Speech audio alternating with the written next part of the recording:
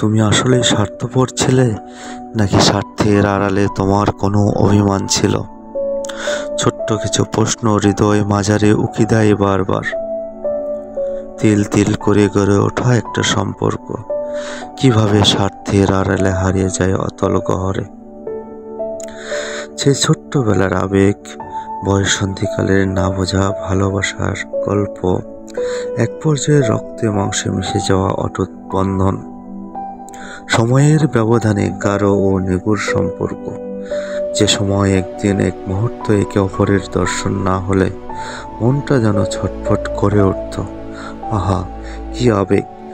Private পড়ার ছলে খুব সকালে ঘুম থেকে উঠে রীতিমতো তোমাকে দেখার জন্য সুন্দর শার্ট, গায়ে পারফিউম আর ত্বকের ক্রিম মেখে বের হতাম তোমাকে দেখানোর জন্য।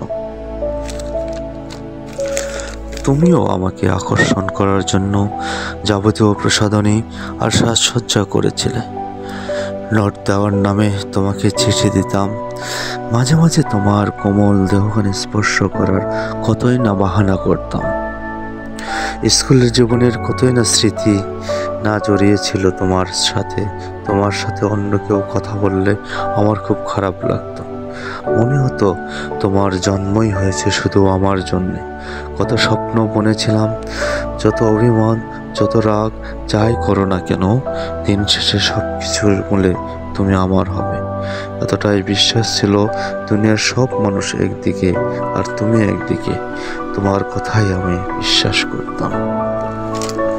কিন্তু কি থেকে কি হয়ে গেল, সামান্য ভুল অভিমানে আমাকে জীবন্ত লাশ করে দিলে। এখনো ঘুমের ঘরে চমকে উঠি, তুমি অন্যের হতে পারো না। এই কথা এখনো বিশ্বাস হতে কষ্ট হয়। আমার মনে হয় আমি স্বপ্ন দেখছি। হয়তো বা কাউকে সত্যিকারের ভালোবাসলে এভাবে কষ্ট পেতে হয়, আজ তা বুঝলাম। যদি কখনো দেখা হয়, একটা প্রশ্নের উত্তর দিবে। হয়তো বা দেখা নাও হতে পারে, কেন বলতে পারছি না তোমাকে। নিজের ক্যারিয়ার আর গুরুত্বপূর্ণ সময় তোমাকে নিয়ে স্বপ্ন দেখেছি, তাহলে এভাবে আমাকে ছেড়ে চলে গেলে কেন?